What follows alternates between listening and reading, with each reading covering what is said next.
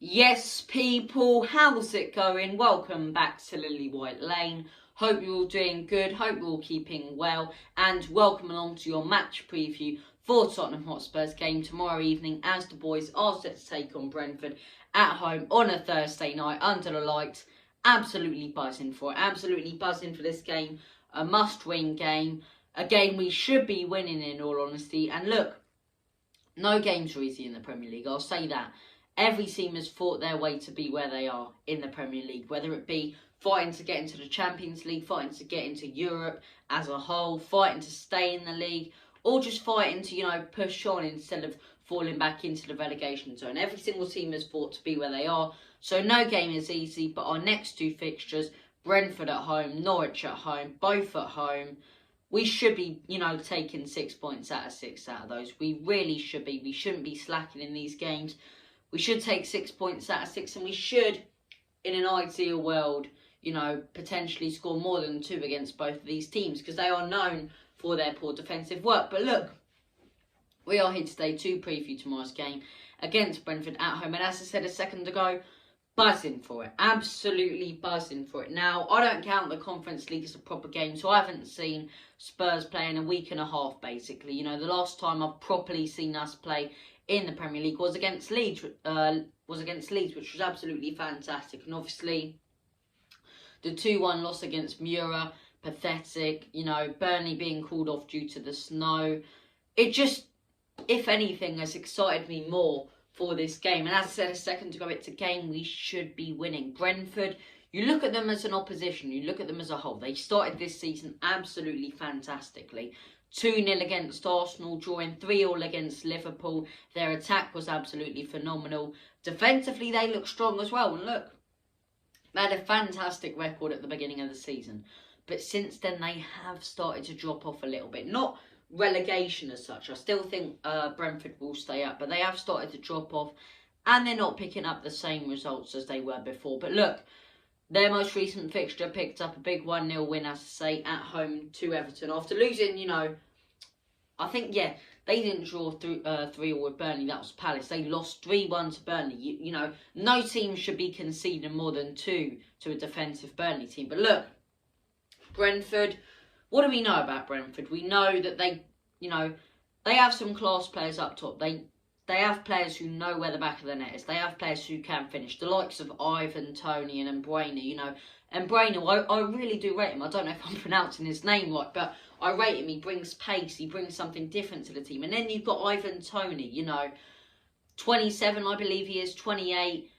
Surely deserved a bigger chance than Brentford. Because, last season and this season, he's looked absolutely fantastic. He looked brilliant in the Championship. All-time top scorer in the Championship, and it had fans asking, could he carry on scoring in the Premier League? And he has. He hasn't scored, as much, obviously, because it's not the same calibre of opposition, but he has been burying his chances. He has been taking chances, and he has been finishing most of his good chances. So look, they've got him up top, who's clinical, and Mbrena, who brings pace on the wing, as I say. But then you go to their defensive line. Janssen, a Leeds reject when they were in the Champions League. Not good enough. You've got other players such as, can't really remember any of their defenders. You think of Brentford, you think, okay, Ivan, Toney and Mbrena. And that's literally about it. They are heavily reliant on those players. But they can get results. They've got a very, very good manager in Thomas Frank. I really do admire his style of footballing, outscore the opposition. And look, it has worked a lot this season, but at the same time it hasn't. But they've just come off a 1-0 win against Everton, a big win. We've come off, our most recent game we actually played, not in the Premier League in general, was a 2-1 loss to Mura. So we need to bounce back from that, we still need to bounce back from that. But I think, in all honesty, in those conditions on Burnley, considering the result we got on Thursday, I think we could have got a draw. I think we could have got a draw or lost that game. So I'm actually quite glad that it didn't take place. We've been able to refresh our minds, have more training sessions under Conte.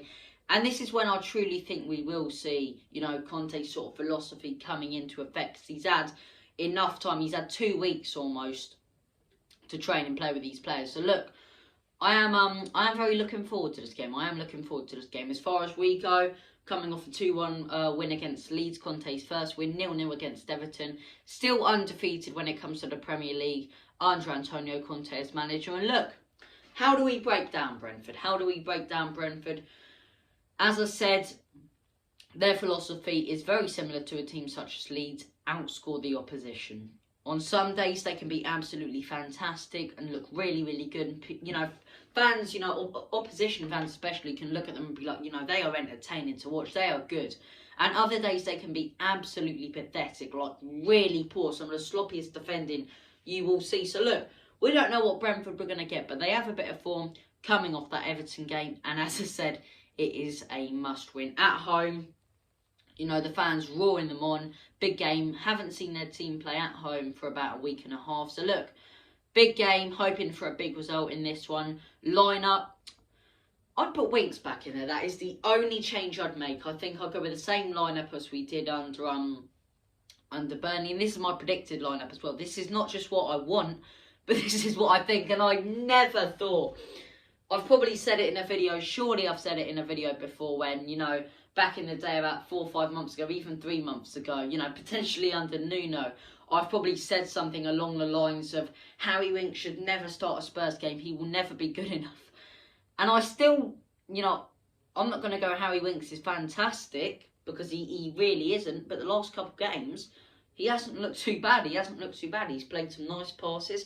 And I think you swap out Ollie Skip, in my opinion. I think Højbjerg scored that goal against Leeds. Skip looked poor against Mura.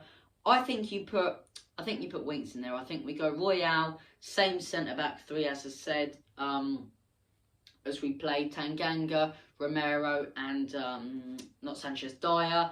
Reguilon at left-back. Højbjerg and just been talking about him. Højbjerg and Harry Winks. I didn't even do that on purpose. Højbjerg and Harry Winks. Harry Kane up top.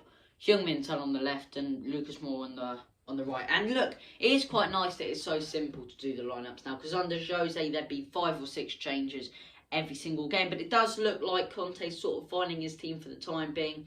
But even he said it after Mura, this team does need a lot of work. But look, that is my predicted lineup.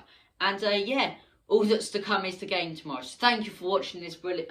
Thank you for watching this brilliant video. I'm not too far up my own arse, but thank you a lot for watching this video. As I say, I appreciate every single one of you. You guys are awesome.